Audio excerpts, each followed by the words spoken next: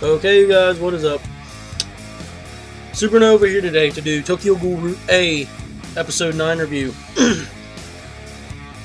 And in this episode, the war is beginning on Tokyo vs CCG. Obviously, things are going to be going crazy. Yo, freaking Arimi, what was her name? Arimi and Kumo, I think what his name was, like Bartholomew Kumo. I think that's what his name was, the Devil Ape. Yes, finally. He just wasn't shitting around. He is the Devil Ape. He is well known, and a lot of people fear him. And as well as Arimi, who is called like the Black Dog, who's also well known. And apparently these guys, they had each other's, I guess you call them like minions or so, where you see them with all a bunch of their friends.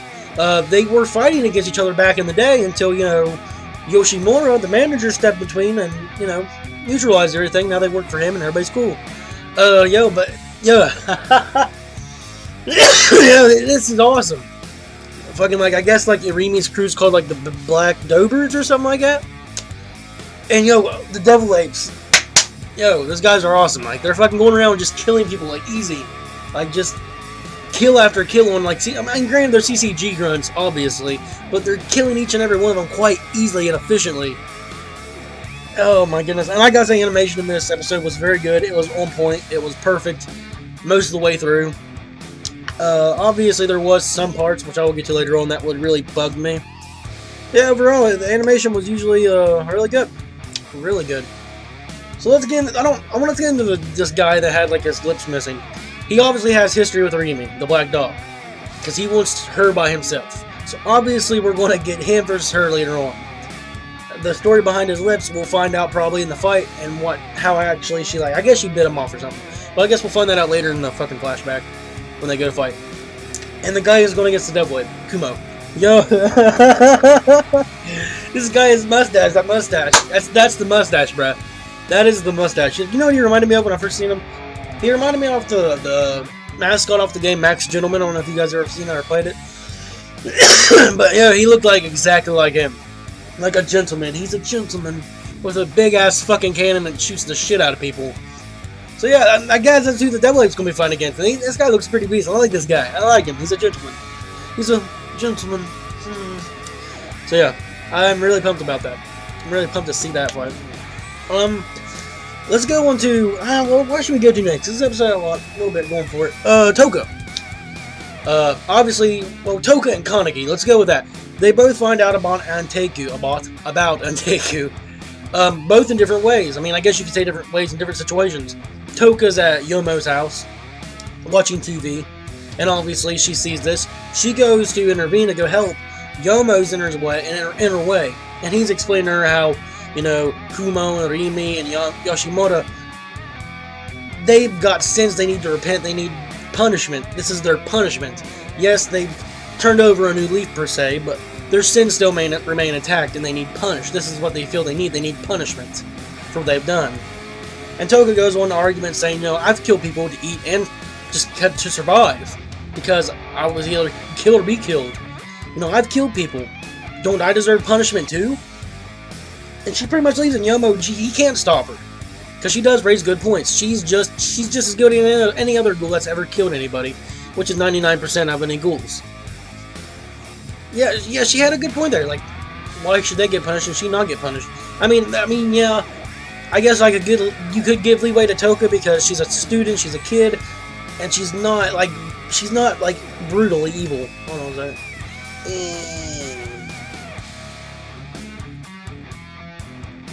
So yeah, hold on a second. God damn, I can't see shit. Okay, but yeah, pretty much. Where was I? Oh yeah, pretty much Toka. I mean, you could give her leeway because she's a student, but at the same time, she's not like brutally evil like everyone else. Not like Irimi and what Kumo's past is. She's always been a very nice girl who's never like really harmed anybody unless need be. So yeah, I can see where Yomo would try to protect her and what Yoshimura wants for her. But at the same time, I can see her side of the arguments. I can see why she would feel like she deserves punishment too. So yeah, I can see that. I can see that side right there too. So she's going in to help. Also with Kaneki, he sees this while he's in the middle of a street where people's walking. He's like staying still in the middle, like we've seen like in the last season when he first like discovers he's a ghoul. He's standing there in the street and he sees on the big screen, and I want to take he's going to be attacked, and he's freaking out. So obviously he's going to join the fray later on in the series. We can assume safely. Oh, what's the guy doing? People. So yeah, let's go on to should I go to next? Dude, I don't know whether should I go to the Tsukiyama part or should I go on to the Yoshimura part? Because the Yoshimura part's the yo. That's the yo. Like overall, Yoshimura going straight Ghoul, like, oh my goodness. I'm going to save that for later. That's the last part I'm going to bring up. Ken Kaneki. He's joining the fray. He's on top of the roof talking to Nishio.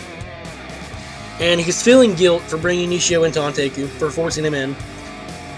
Because now Nishio has to leave because they know of his involvement with Anteku. They know who he is. He has to leave, and he goes to say he has to leave everyone behind. He has to go tell his girlfriend goodbye. And he goes, I have to make love to her one last time. And Kaneki feels guilty. Of course, Nishio holds no grudges. And he does make a good statement. He goes, isn't it odd how whenever we take everything for granted, when we lose everything, it's always in an instant. And that usually is the case. Once you lose everything, it's always in an instant. There's no build-up. There's nothing. It's not building up like what you do in happiness. Like you get happier, happier, happier, and then all of a sudden, downward spiral, it's all over.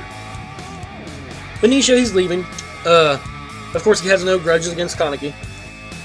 But at the same time, Kaneki does feel guilty for the way he's done Nishio. And Nishio even says he goes, there's no point using your mask anymore. But of course, Kaneki's going to wear it. And then we get to Tsukiyama. Now, this is the part where the animation really started going down a little bit. What is that thing I talk about? How do I do this? Animation starts going down a little bit when Tsukiyama starts attacking Ken Kaneki, when he starts trying to stop Kaneki from going into the battle. Of course, Kaneki dodges all this easily. He subdues Tsukiyama. But the animation up until that point seemed like it was very subpar at best, but then it got better. Then we see Tsukiyama's on the ground crying, and this is just where the part where he's so obsessed with Kaneki to eat Kaneki that he's on the ground crying, begging him not to go because he knows the repercussions, and it's a possibility Kaneki could die. So yeah, Tsukiyama, he's so obsessed. So obsessed. But Kaneki doesn't care. He's going in to save the old man. To help the old man. At this point, what he can do, I don't know. I mean, he's strong, yes. Kaneki's strong, but I don't know, man. 2 more points. 1 point, I'm done. Takizawa. The last wheels, per se, as you would call it. He was very interesting, along with a couple others. Juzo, he doesn't write anything. He doesn't know what to write because he doesn't really care. He has no one to say anything to. So that's Juzo, not surprising.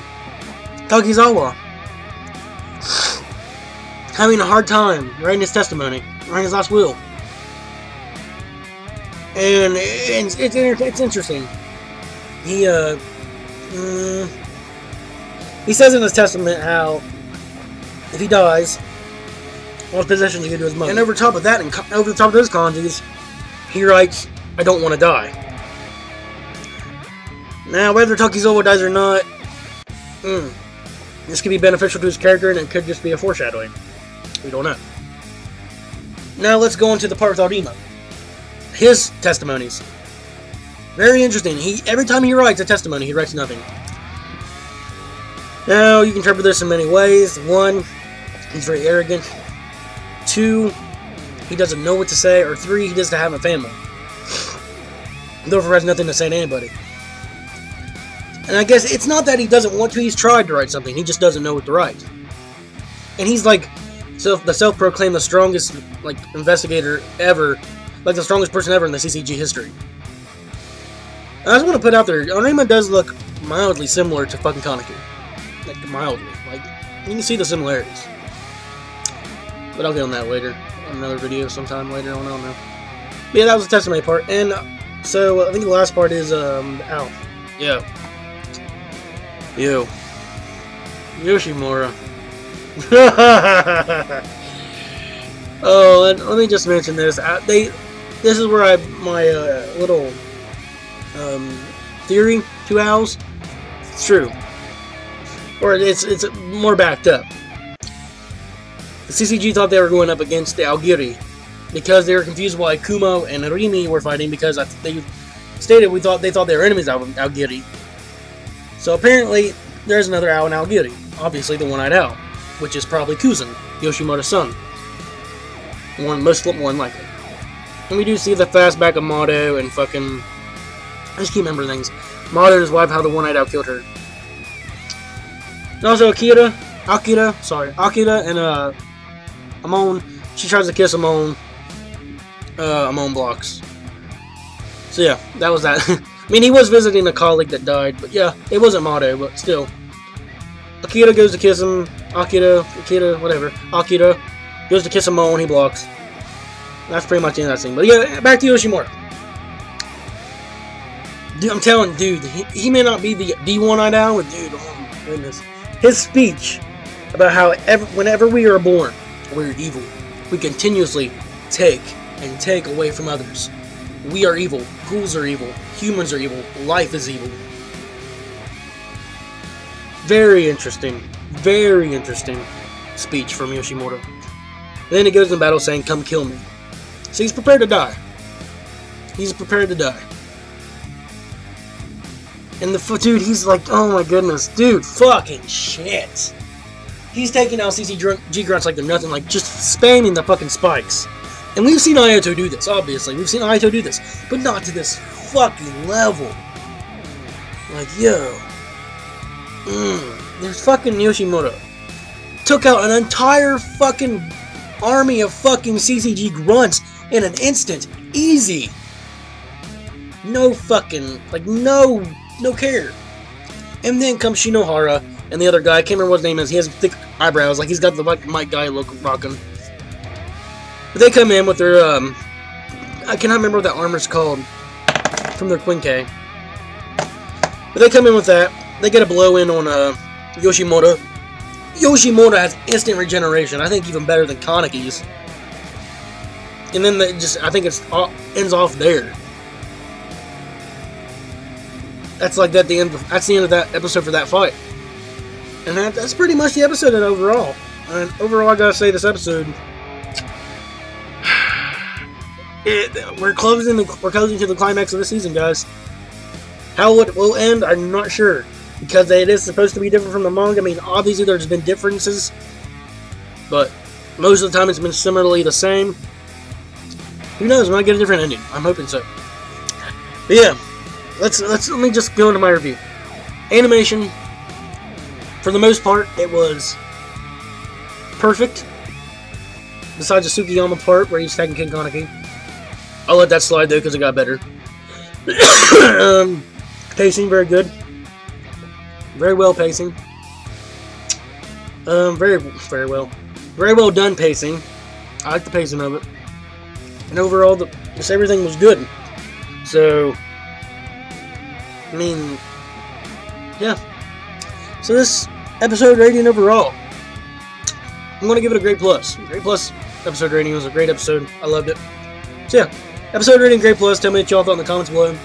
As always, make sure to comment, rate the video, subscribe, and I'll see you guys in the next one.